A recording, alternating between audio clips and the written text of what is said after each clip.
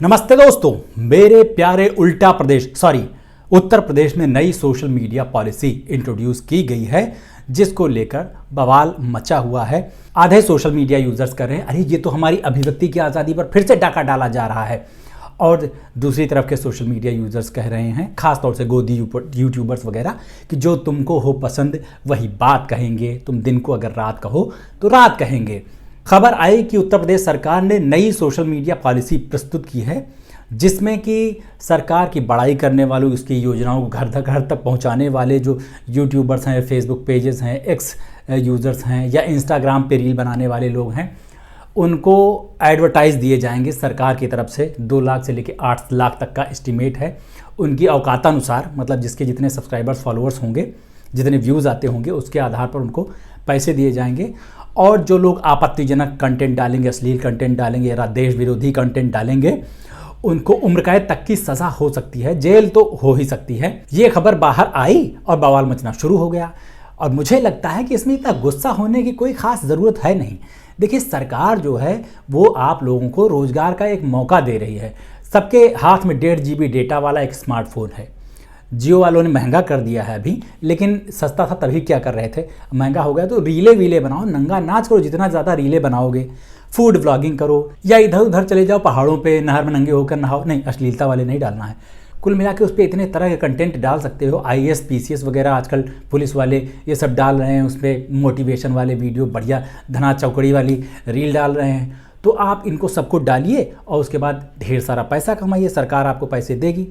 अब आप रोज़गार मांगने अगर कोई डिग्री विग्री लेके, कोई कोर्स वगैरह करके चले जाएंगे, धरने पे बैठ जाएंगे विधानसभा के सामने, तो लठ बजेंगे फिर पुलिस वालों के, फिर कहोगे कि हमको रोज़गार नहीं मिल रहा है। तो जब सरकार दूसरी तरफ से एक रोज़गार देने की कोशिश कर रही है तो उसको लेने की कोशिश क्यों नहीं कर रहे हो आप लोग? रेलवे की तैयारी कर रहे हैं, टीचर की जॉब की वैकेंसी का इंतज़ार कर रहे हैं, पुलिस की वैकेंसी का इंतज़ार कर रहे हैं। ये नहीं चुपचाप जाके रील बनाएं, बढ़िया सोशल मीडिया पे फोटो वगैरह पोस्ट करें। ये सब करने से आपको पैसा मिल सकता है अच्छा खासा। मीम पेज बनाओ, फॉलोइंग इकट्ठी करो और सरकार की आंखों का तारा बन जाओ। कितना सिंपल सी टेक्नोलॉजी है, लेकिन ये किसी की समझ में नहीं आ रही। लोग रोते रहते हैं कि रोज़गार नहीं दे रही सरकार, रोज़गार नहीं दे रही। 45 साल की सबसे ज़्यादा बड़ी बेरोज़गारी छा रही।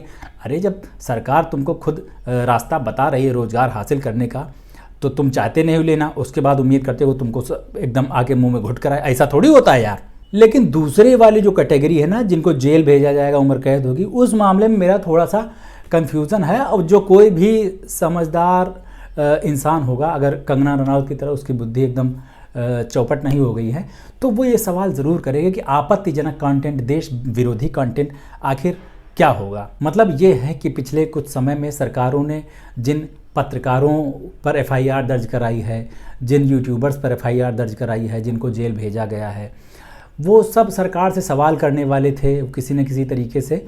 वो ऐसा नहीं था कि कहीं दंगे वंगे फैलाने जा रहे थे। जो वाकई में दंगे फैलाते हैं या प्रोटेस्ट में कट्टा वगैरह चला आते हैं, उनको तो बहुत जल्दी बेल भी मिल जाती है, अगर पुलिस पकड़ भी ले जाए तो उनकी तो बात ही नहीं हो रही। लेकिन असल में जिन पर FIR होती है, जिनकी आवाज़ दबाने की कोशिश की जाती है देश विरोधी, राजद्रोही वगैरह कह के, वो लोग असल में सरकार से सवाल पूछने का काम करते हैं। अभी जैसे एक खबर आज ही आई है कि बनारस में कुछ समय पहले जो BTech की एक छात्रा के साथ गैंगरेप हुआ था BHU में, उसके लिए BJP के IT सेल के 3 बंदे गिरफ्तार किए गए थे और सिर्फ 7 महीने बाद उनमें से 2 को ज़मानत मिल गई है। अब ये जो रेप वगैरह के जो केसेस हैं अपने यहाँ कैंसर की तरह बढ़ते जा रहे हैं। रोज़ ही इतनी तरह की न्यूज़ आ रही। कल फर्रुखाबाद में आई, आज झारखंड, बिहार, हरियाणा, कोलकाता, मतलब देश के कोई भी कोना सुरक्षित नहीं है। अगर इसमें कह दें कि हम अपने देश की हालत महिलाओं के लिए नरक से भी बदतर बनी हुई है, तो क्या ये देश विरोधी बयान माना जाएगा? क्योंकि सच्चाई तो यही है। मणिपुर वगैरह में देखो क्या चल रहा है, इतने साल हो गए, लेकिन उसके बारे में अगर हम बोल देंगे तो क्या देश विरोधी कहे जाएंगे? वो वाला बयान देश विरोधी कंटेंट में आएगा कि नहीं आएगा? जैसे जॉन अब्राहम ने कह दिया कि अपने देश में विमेन, चिल्ड्रन एंड एनिमल्स सुरक्षित नहीं हैं, तो क्या उनके बयान को देश विरोधी माना जाएगा कि नहीं माना जाएगा? तो ये चीज़ थोड़ा सा स्पष्ट कर दी जाए। जैसे कि जो सवाल उठाने वाला होता है सरकार से, समाज से, या जो व्यंग्यकार होता है, जो पत्रकार होता है, वो डॉक्टर का काम करता है। अगर डॉक्टर आपको बताएगा नहीं कि यहाँ दर्द इसलिए हो रहा है, यहाँ बुखार इसलिए हो रहा है, कि आपने हचक के कचरा खा लिया था जिसकी वजह से आपको नुकसान हो गया है, बदहजमी हो गई है, उल्टियाँ हो रही हैं, दस्त हो रहे हैं। अगर आपको कोई डॉक्टर कह देता है कि आपको इस वजह से प्रॉब्लम, तो क्या आप उसको पेटद्रोही या देशद्रोही करार दे दोगे? नहीं ना, आप उसकी बात मानोगे, दवाई लोगे।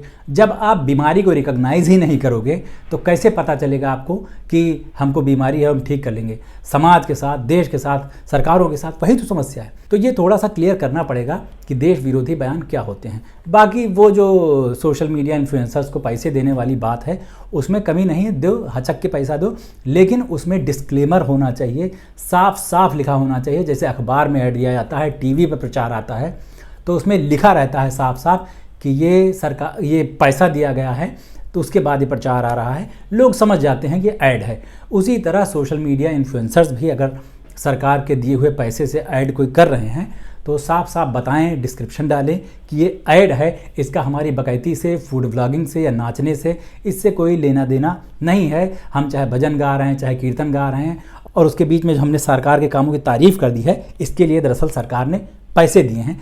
तो वो एक सही आइडिया हो सकता है, इसमें मुझे नहीं लगता कि कोई बुराई है। और ये सहूलियत सिर्फ सरकार को नहीं होनी चाहिए, सत्ताधारी पार्टी को नहीं होनी चाहिए, अपोजिशन को भी होना चाहिए।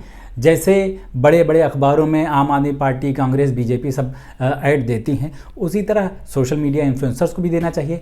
नहीं, मैं अपने लिए नहीं कह रहा हूँ, मुझे कौन पैसे देने आ रहा है और मुझे कौन इतना बड़ा सोशल मीडिया इन्फ्लुएंसर मानता ही है, लेकिन पैसा आजकल काटता थोड़ी किसी को, सबको दो, लेकिन सही तरीके से देना चाहिए और लोगों के साथ, ऑडियंस के साथ धोखाधड़ी नहीं करना चाहिए, जैसे आदिवासी तेल बेचने वाले यूट्यूबर्स ने कर दिया। जो सोशल मीडिया इन्फ्लुएंसर्स हैं उन लोगों ने बताया नहीं कि हम ये ऐड कर रहे हैं।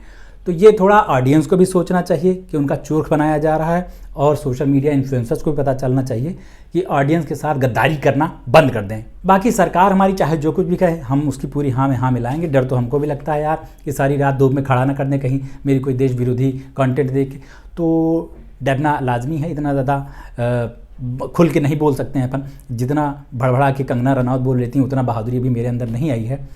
तो इसके लिए सॉरी रहेगा। आप लोगों को क्या कहना है इस सत्संग पर, इस पूरे मुद्दे पर बताना जरूर नीचे कमेंट करके, और मेरे इस चैनल को सब्सक्राइब कर लीजिए। अभी चलते हैं, लौट के मिलते हैं, नमस्ते।